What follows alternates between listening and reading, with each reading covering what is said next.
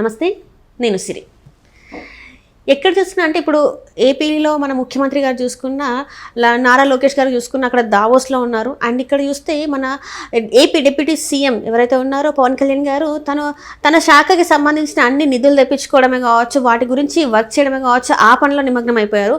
మరి ప్రతిపక్ష హోదా కావాలని చెప్పేసి చాలా వరకు అసలు అసెంబ్లీకి రాకుండా నిరసన వ్యక్తం చేసిన జగన్మోహన్ రెడ్డి గారు ఎక్కడున్నారు? ఇప్పుడు చాలా మందిలో అదే చర్చ జరుగుతుంది. వేర్ ఈస్ జగన్మోహన్ రెడ్డి అని చెప్పి ఒక చర్చ జరుగుతుంది. మరి నిజంగానే జగన్మోహన్ రెడ్డి గారు కనబడట్లేదు. ఎక్కడ వెళ్ళారు, ఎక్కడ ఉన్నారు, ఏమేం పనులు చేస్తున్నారు అనే అంశాన్ని మనకు తెలియజేయడానికి మనతో పాటు ఉన్నారు Janasena official spokes person Srinivas గారు. నమస్కారం సార్. సార్, ఇప్పుడు చూస్తుంటే వేర్ ఈస్ జగన్ ఎందుకు అడుగుతున్నానంటే ఈ క్వశ్చన్ని నేను ఒక పక్కనేమో సీఎం గారు అక్కడ దావోస్లోనేమో కష్టపడుతున్నారు. అంటే మన రాష్ట్రానికి రావాలి అంటే పెట్టుబడులు పెట్టడానికే కావచ్చు, నిధుల కోసం కావచ్చు, అక్కడ తను కృషి చేస్తున్నారు. అండ్ ఇక్కడ చూస్తుంటే ఏపీలో డిప్యూటీ సీఎం పవన్ కళ్యాణ్ గారేమో నిధులు తీసుకొచ్చి రోడ్లు వేయడం అవన్నీ దగ్గరుండి చేసుకుంటున్నారు. మరి ప్రతిపక్ష హోదా అడిగిన జగన్మోహన్ రెడ్డి గారేమో అసలు కనిపించట్లే. ఎక్కడ పోయారు ఏంటంటారు అసలు? మొత్తం జగన్మోహన్ రెడ్డి గారి గురించి చాలా ఇబ్బందిగా ఉన్నట్టున్నారు మీరు. ఎందుకంటే ఎక్సైట్మెంట్ సార్, ఇన్ని రోజులు కనిపించే సడన్ గా మాయమైపోయింది. అర్థమవుతుంది ఏంటంటే ఆయన లేని లోటు మీకు కనిపిస్తుంది. ఎందుకంటే ఇప్పుడు అక్కడ దెయ్యం కనిపిస్తా ఉంటేనే దేవుడికి ఎక్కువ ప్రాధాన్యత ఉంటుంది. ఇప్పుడు చెడు కూడా అక్కడ కనపడుతుంది అనుకోండి, మంచి విలువ తెలుస్తుంది. మంచి చెడు అంటాం అందుకనే మనం.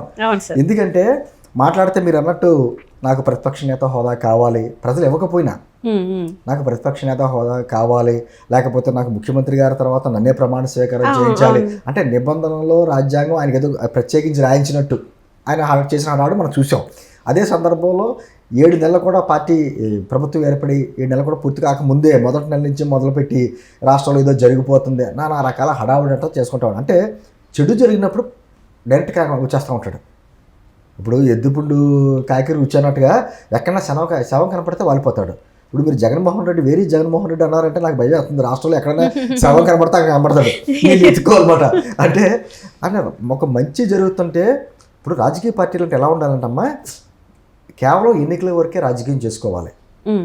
మిగతా సమయంలో ఆ రాష్ట్రానికి సంబంధించినటువంటి అంశాల మీద, ప్రజలకు సంబంధించిన అంశాల మీద నిజంగా ఒక ప్రతిపక్ష బాధ్యతాయుతమైనటువంటి ప్రతిపక్ష పార్టీగా ప్రభుత్వానికి సలహా సూచనలు చెప్పాలి. ఇది మీ ప్రభుత్వం ఇలా జరుగుతుంది, లేదా ఇలా జరుగుతుంది, ఇలా చేస్తే ఇంకా బాగుంటుంది సలహాలు సూచనలు. అంటే నిందలేయడం లేకపోతే గుడ్డకాల్చి మీదాడేం కాదు, ఇలా చేస్తే బాగుంటుంది, మా హయాంలో జరగలేదు, మీ హయాంలో జరిగితే మంచిది. ఇప్పుడు సపోజ్ ఉదాహరణగా ఏదన్నా ఇప్పుడు దావోస్ వెళ్ళారు, చంద్రబాబు గారు వెళ్ళారు, లోకేష్ గారు వెళ్ళారు, బృందం అంతా వెళ్ళారు. అక్కడి నుంచి మంచి సంస్థలు ఏమైనా రాష్ట్రానికి వచ్చినాయి అనుకోండి, స్వాగతించాలి. ఎస్, మీరు మంచి పని చేశారు, రాష్ట్రానికి మంచి పెట్టుబడులు వచ్చినాయి అని అభినందించాలి. అది మంచితనం. తర్వాత ఏమైనా లోపాలు ఉంటే లోపాలు సరి చేయాలి. మీకు గతంలో కూడా ఏదైనా ఏ పని చేసినా 2014-19 మధ్యన కూడా అప్పట్లో ఏదైనా చంద్రబాబు గారు ఏం పని చేసినా ఆ విధంగానే ఎలిజిబిలిటీ చూపించాడు. తన హయాం వచ్చేటప్పటికి ఏమైంది, అసలు అద్భుతం అన్నాడు అంతే, ఏమి జరగకపోయినా అద్భుతం అని చెప్పుకొచ్చాడు. ఇప్పుడు మళ్ళీ అదే పరిస్థితి. అంటే మొన్న ప్రధానమంత్రి గారు వచ్చారు, దాదాపు 2,08,000 కోట్ల రూపాయలకు సంబంధించినటువంటి ప్రాజెక్టులకి శంకుస్థాపనలు, ప్రారంభోత్సవాలు అన్నీ చేశారు. జరిగినప్పుడు హర్షించాలి. ఖచ్చితంగా ప్రధానమంత్రి గారు మన రాష్ట్రానికి రావడం ఆనందదాయకం, మంచి పరిశ్రమలు వస్తున్నాయి అనేటువంటిది ఒక మంచి శుభసూచమైనటువంటి విషయం మీద కూడా మంచిగా మాట్లాడాలి. ఎక్కడన్నా మాట్లాడా జగన్మోహన్ రెడ్డి గారు అతను పదవి పోయిన తర్వాత 7 నెలల కాలంలో ఏ సందర్భాల్లో ఆంధ్రప్రదేశ్లో అడుగుపెట్టాడో ఒకసారి లెక్కేసుకోండి. పిన్నెల్లి జైల్లో ఉన్నప్పుడు పలకరింపుకి వచ్చాడు, లేకపోతే మొన్న మధ్యకాలంలోనేమో తిరుపతిలో దుర్ఘటన జరిగినప్పుడు అక్కడ పలకరింపుకి వచ్చాడు. అదేవిధంగా మధ్యలో వాళ్ళ పార్టీకి సంబంధించిన వాళ్ళు ఎవరో చనిపోతే అక్కడికి వెళ్ళాడు. అంటే ఈ అంతా నెగిటివే, దీంట్లో ఎక్కడ పాజిటివ్ లేదు. నిజంగా పాజిటివ్ ఉంటే అయితే తాడేపల్లి ప్యాలెస్లో లేకపోతే బెంగళూరు ప్యాలెస్లో కూర్చుంటున్నావు కదా. అదే సందర్భంలో ఎక్కడన్నా కొంచెం స్టేట్మెంట్లు ఇస్తున్నాడు కదా, ఎక్కడి నుంచో పోనీ రికార్డింగ్ అతనికి ఎలాగా ఫేస్ చేయడం రాదు, మీడియాని ఫేస్ చేయడం రాదు. ఆ రికార్డింగ్ అయినా చేసి వదిలాలి కదా, ఓ మంచిగా ఇది జరుగుతుంది అనే విషయం కూడా ప్రజలకు చెప్పాలి కదా. అది బాధ్యత, ఒక ప్రతిపక్ష పార్టీగా ఒక బాధ్యత. కానీ అది మనిషిడు ప్రతిపక్ష నేత హోదా కావాలడుతాడు తప్ప నిజంగా ఆ పదవికి సంబంధించినటువంటి ఏ విధంగా బాధ్యతాయుతంగా గౌరవప్రదంగా మెసలాలనే విషయంలో అతనికి ఏది ఐడియా లేదు. ఈ రోజున ఏదైనా మంచి జరిగిందనుకో అమ్మ, ఇప్పుడు చంద్రబాబు గారు అన్నారు గోదావరి నీటిని బనకజరి వరకు తీసుకెళ్ళాలి, రాయలసీమ సస్యశ్యామం చేయాలి అని ఒక ప్లానింగ్ చేసుకుంటున్నాడు ఆయన. దానికి ఏమంటారు వాళ్ళు, అసలు ఈ ప్లాన్ మాది అంటాడు. అదే జగన్మోహన్ రెడ్డి గారు చేయాలనుకున్నారు కానీ కుదరలేదు ఆ హామీలోని. ఇప్పుడేమో అదే దాన్ని కాపీ కొట్టి చంద్రబాబు గారు చేస్తున్నాడు అంటాడు ఆయన. అదే పోలవరం ఉంది, పోలవరానికి కేంద్రం నుంచి నిధులు వస్తున్నాయి, అది ఆ రోజున మా జగన్మోహన్ రెడ్డి గారు చేసినటువంటి కృషి ఫలితమే అంటాడు. అంటే మంచి అయితే తన అకౌంట్లో వేసుకోవాలి, ఏదైనా చిన్న తప్పుతో జరిగితే మాత్రం కోట ప్రభుత్వం మీద వేసేయాలి. అంటే ఎంతుంది ఎక్కడా లేనటువంటి రాజకీయ వాతావరణం. మిగతా చాలా రాష్ట్రాల్లో ఇప్పుడు తెలంగాణ కావచ్చు, తమిళనాడు కావచ్చు, రకరకాలైనటువంటి వాళ్ళకే రాజకీయ విభేదాలు ఉంటాయి, రకరకాలు చేసుకుంటూ ఉంటారు. కానీ కక్షధోరణ చర్య ఎక్కడ చేసుకోరు. వాళ్ళ రాష్ట్రానికి సంబంధించినటువంటి అంశం వచ్చేటప్పటికి కలిసిపోతారంతా. మనకు ఆ దౌర్భాగ్యం నేను పదే పదే అంటాను. నిజంగా మీరు అన్నట్టు ఈ మొన్న ఒక వారం రోజులు కనపడకపోతే ఎక్కడున్నాడు బాబా అని భయం వేస్తుంది, ఎదుర్కోవాల్సిన పరిస్థితి. ఎందుకంటే ఏం చేస్తాడో తెలీదు. సరే ఇప్పుడు అంటే లండన్ వెళ్ళాడు అనుకోండి, వాళ్ళ కూతురు దగ్గరికి వెళ్ళాడు, లండన్ వెళ్ళాడు.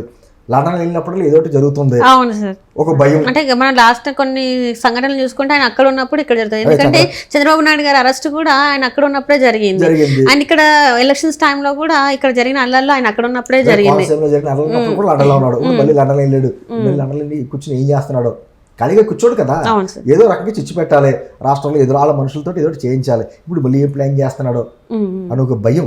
నేనేమంటున్నానంటే రాష్ట్రం ఇప్పుడు ప్రశాంతంగా చక్కగా పెట్టుబడులు వస్తున్నాయి, ప్రజలు సంతోషంగా ఉన్నారు.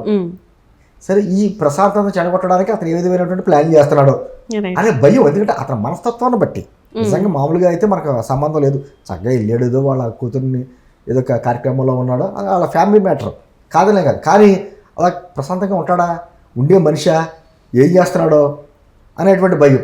అందుకని ఖచ్చితంగా అతను ఎక్కడున్నాడో కూడా చూసుకోవాల్సిన పరిస్థితి మనది. జాతిలో ఉన్నాడా, ఎక్కడున్నాడు, ఉండి ఏం చేస్తున్నాడు అని చూసుకోవాల్సిన పరిస్థితి. అంటే అటువంటి దౌర్భాగ్య పరిస్థితులు మనకు కల్పించాడు. అందుకనే జగన్మోహన్ రెడ్డి గారు 4 రోజులు పెట్టి స్టేట్మెంట్ ఇవ్వకపోతే భయం వేస్తుంది. అంటే నిజంగానే జగన్మోహన్ రెడ్డి గారు ఏపీలో లేకపోతే ఏదో ఒక అల్లకల్లం జరిగే అవకాశం ఏపీలో ఉందనేది మనం రాసేసుకోవాలనుకుంటారు. అంటే ఇప్పుడైతే ఈ 4 రోజులు బట్టి ఏ ప్రశాంతంగానే ఉంది, ఏమీ జరగలేదు, హ్యాపీ ఎలాగే ఉంటుందా, ఏమైనా ప్లాన్ చేస్తున్నాడా? ఎందుకంటే ఎన్ని రకాలుగా కుట్రలు చేయాలో అతనికి ఆలోచనలు బాగా తెలుసు, అతనికి వ్యవస్థలో ఉన్న లోపాల గురించి బాగా తెలుసు కదా. అది ఏదైనా చేస్తున్నాడా అనేటువంటిది ఒక భయాందోళన ఉన్నాయి. కాబట్టి జగన్మోహన్ రెడ్డి జగన్మోహన్ రెడ్డి అని మీలాంటి వాడు క్వశ్చన్ చేస్తుంటే మేము కూడా ఎత్తుకోవాల్సిన పరిస్థితి. అంటే కాకపోతే ఏంటంటే ప్రజలంతా పాపం ప్రశాంతంగా ఉన్నారు, ఎక్కడ ఏ ఇబ్బంది లేదు. అటువంటిప్పుడు శాంతి భద్రతలు కూడా కంట్రోల్లో ఉన్నాయి. ఓ పక్క నుంచి చట్టం తన పంచాయతీ చేసుకుంటూ వెళ్తుంది. ఎవరైతే సోషల్ మీడియా సైకోలు వీళ్ళు అన్నీ జరుగుతున్నాయి, ఈ కార్యక్రమాలన్నీ జరుగుతున్నాయి కాబట్టి ఏం పర్వాలేదు. కానీ ఇలా ప్రశాంతంగా ఉందా? ఎక్కడన్నా శవం ఉంటే మాత్రం వాలిపోతాడు, మీకు డౌటే లేదు. లండన్ కాదు, ఎక్కడ ఇతర గ్రహాల్లో ఉన్నా కూడా శవం చూస్తే వచ్చేస్తాడు. అప్పటి వరకు కూడా తాడేపల్లి ప్యాలెస్కో లేకపోతే బెంగళూరు ప్యాలెస్కో లేకపోతే ఇటువంటి విహారయాత్రలు అది చేసుకుంటూ ఉంటాడు. అంటే ఇప్పుడు మనం అందరం ఏంటంటే ఒక భయం గుప్పట్లో ఉన్నట్టే అనమాట. ఎందుకంటే అక్కడ ఉన్నాడు కాబట్టి ఇక్కడ ఏం జరుగుద్దా అన్న ఇదిలో ప్రజలకు ఇబ్బంది ఏమి లేదు. ఏమన్నా కొంచెం భయాందోళన ఎవరు ఉండాలో అంటే వాళ్ళ కుటుంబ సభ్యులు ఉండాలి. ఎందుకంటే ఆ కుటుంబ సభ్యులు మరి ఎవరైతే కొంచెం జగన్మోహన్ రెడ్డి గారు అంటే కొంచెం వ్యతిరేకతతో ఉన్నారో వాళ్ళ కొంచెం చాలా సేఫ్ జోన్లో చాలా జాగ్రత్తగా కొంచెం పరిసరాలన్నీ గమనించుకుంటా జాగ్రత్తగా ఉంటే మంచి తప్ప ప్రజలకైతే ఏ ఇబ్బంది లేదు. Right sir, right. Thank you so much sir.